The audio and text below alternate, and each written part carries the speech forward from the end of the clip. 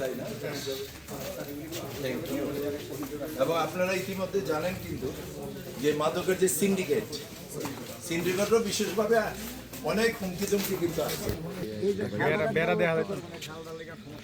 আমরা খালদার লাগে জমিন দি আমরা অনেক ই হয় অনকে এটা সিন্ধু নদী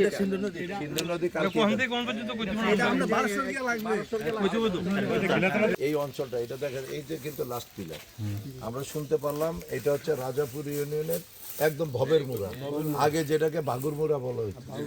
এই ভাগুরমুড়া আজকের এই দিক দিয়ে রাস্তা, এই পিলার এই এখন একদম আমরা ইন্ডিয়ান পিলার একদম পার্শ্ববর্তী আছি। এই বাড়িটা এই যে দেখা যাচ্ছে, এই দেখেন, এই যে এটাই কিন্তু ইন্ডিয়া। এই বাড়িগুলা, এই যে ছোট একটা বাচ্চা, এই যে মেয়ে যেটা আছে, তারা কিন্তু ইন্ডিয়ার। এই রাস্তাটা দিয়েই নাকি শুনলাম অনেক সময় মাদক, ওইদিকের ওই অঞ্চলের মাদক ব্যবসায়ীরা এদিক দিয়ে চলাচল করে। সেই জন্য এটা আমরা আজকে প্রত্যক্ষভাবে এখানে আমরা দেখতে আসছি। এলাকার এখানে মুরব্বীরা যারা, জনসাধারণ যারা আছে, তাদেরকেও আমরা, এই যে তবু ভাই মুরব্বীরা এখানে আছে, তাদের কাছে আমরা নির্দেশনা দিয়ে গেছি এদিক দিয়ে কোনো মাদক যদি এদিক দিয়ে ইন্ডিয়া থেকে এদিকে আসে, এটাকে খুব কেয়ারফুলি হ্যান্ডেল করার জন্য। এবং পাশাপাশি এখানের যারা মাদক যারা খেতে আসে তাদেরকেও নির্দেশনা দেওয়া হয়েছে, এই ব্যাপারে কোনো ছাড় নয়। কি বলেন আপনারা? এই ব্যাপারে কেউ কোনো ছাড় দেবে না। ইতিমধ্যে আমাদের সীমান্ত এটা এবং উনি আমাদের ওয়ার্ড মেম্বার, এই ওয়ার্ডের মেম্বার উনি, এই ওয়ার্ডের মেম্বার। ওই যে দেখেন সাইকেল নিয়ে যে ভদ্রলোক, ওইদিকে দেখেন, ওই যে একটা সাইকেল আছে, ওই আমাদের ভদ্র মহিলা, তারা কিন্তু ইন্ডিয়া, যাতে কোনো রকম মাদক এই রাস্তায় আসতে না পারে, কারণ আমাদের এই যুব সমাজ শেষ হয়ে যাচ্ছে। এই ব্যাপারে আমাদের সীমান্তবর্তী 3টি ইউনিয়ন, আমাদের এটা হচ্ছিল রাজাপুর।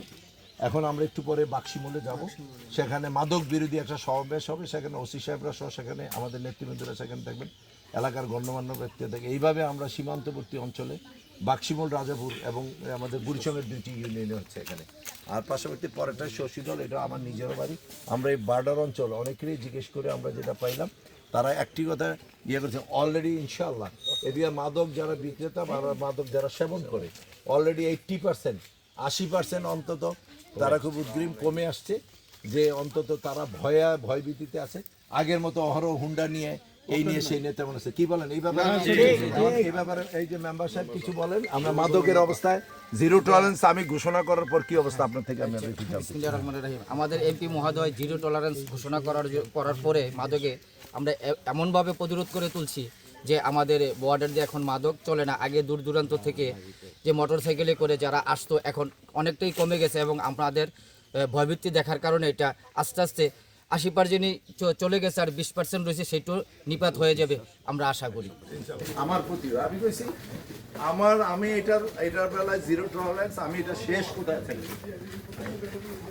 এই ব্যাপারে যদি আমার মৃত্যু হয়, আমি এটা তো আমরা আমাদের জন্য সৌভাগ্য যে সমাজটাকে বাঁচাইতে হবে।